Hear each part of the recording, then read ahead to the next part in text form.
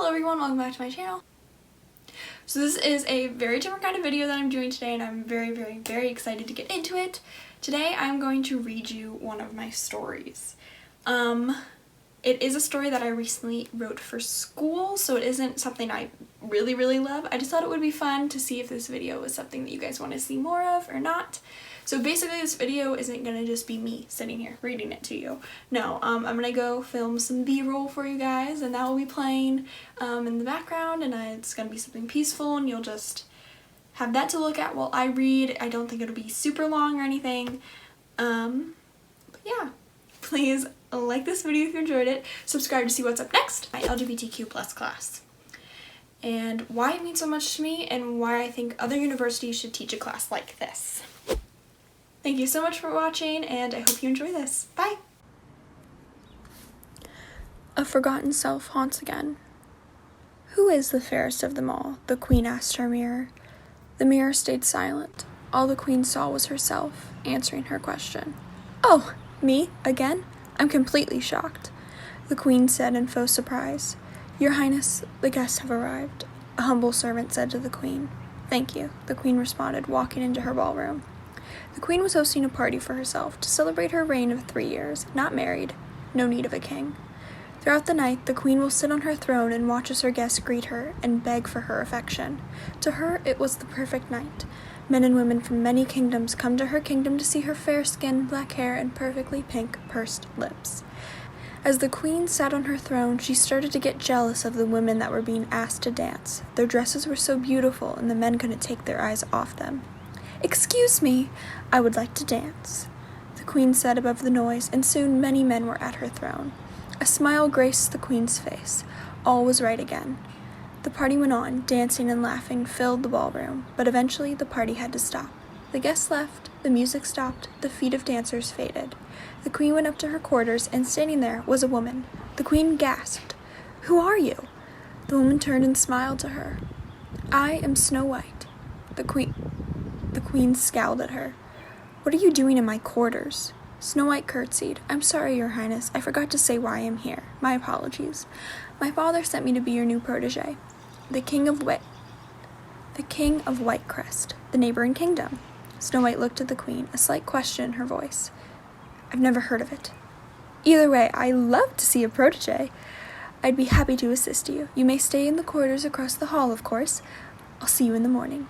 Snow White smiled and bounded across the hall. The queen felt thrilled. Someone to show how wonderful she was. She'll have to figure out where that kingdom is, of course, but for now she will bask in the attention.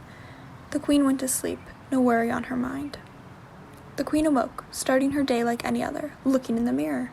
Well, who is the fairest of them all?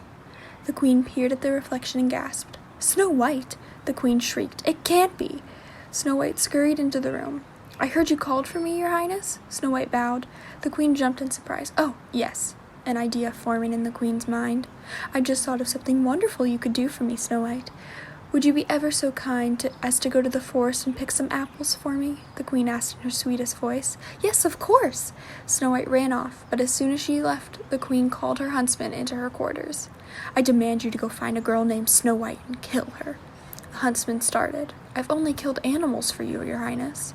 The queen glared at him. Are you denying your queen's orders? The huntsman shook his head. I'll do it immediately, Your Highness. With that, the huntsman left. 3 days passed. No word from Snow White or the queen's huntsman.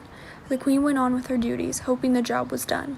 Sitting on her throne later that day, the huntsman came into the throne room.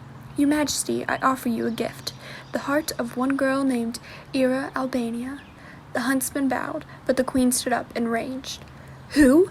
The huntsman stood up, shocked, fear in his eyes.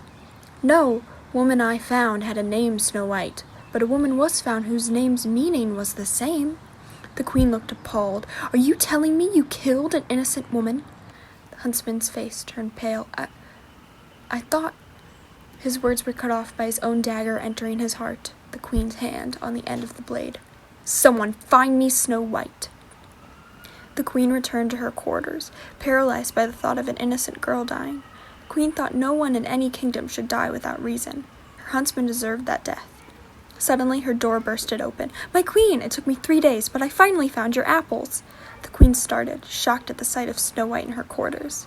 The queen stared at her in shock. No one on her royal court would see Snow White as a justified prisoner. The queen will have to do this herself. Snow White! I was worried about you. I can't believe you did all that for me. Thank you, my dear. The queen went to hug Snow White, a plan forming in her mind.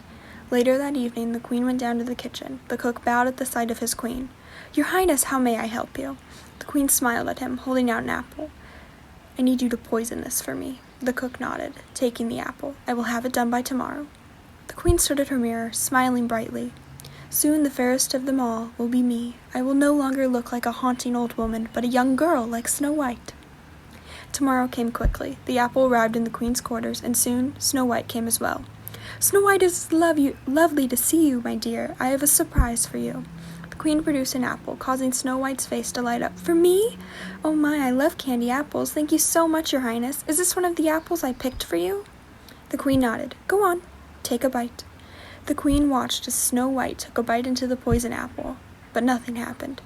The queen looked at her in shock, suddenly not feeling pleasant herself. The queen looked over in the mirror and saw herself, the apple in her own hand, falling slowly to the ground. Later that week, the kingdom held a funeral for their queen, the queen of Winterspire, the former Princess Snow of Whitecrest.